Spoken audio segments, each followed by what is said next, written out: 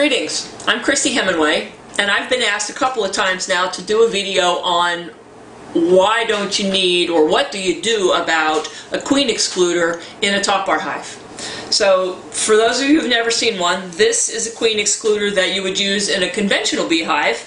It sits on top of the bottom boxes that have the brood nest in it, and then on top of here goes your honey boxes, or honey supers. They call the boxes supers.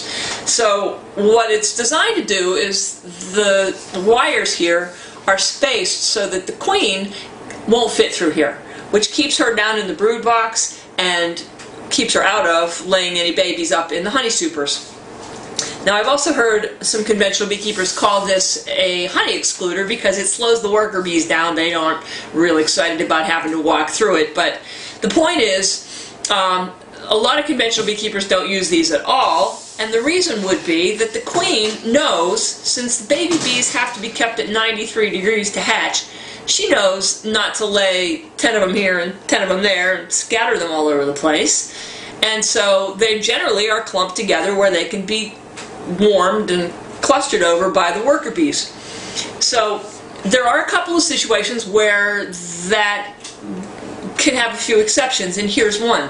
When you're working in a top bar hive and you've got brood comb, how many bars? 10, 12, 15 bars of brood comb, and then it goes to honey.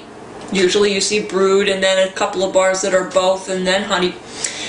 If your queen gets what they call plugged out, so she's all out of room in the brood nest to lay any more eggs, she may try to get across that honey barrier, which is a little unusual, but if she's desperate enough, she may try to get to the other side of the honey and find empty comb to lay eggs in.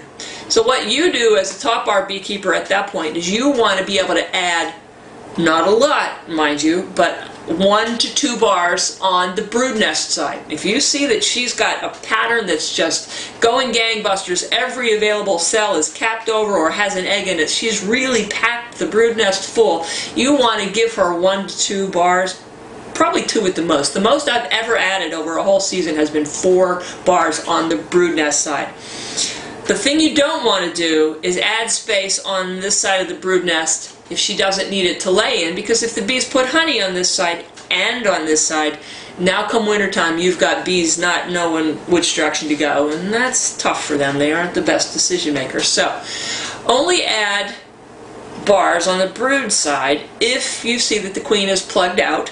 Don't worry about a queen excluder because she's naturally going to keep the brood nest together given the opportunity, and you help by making sure she has enough room, and then the honey's all going to go in one direction. No need for an excluder. It's just another piece of equipment to spend money on. Don't do it.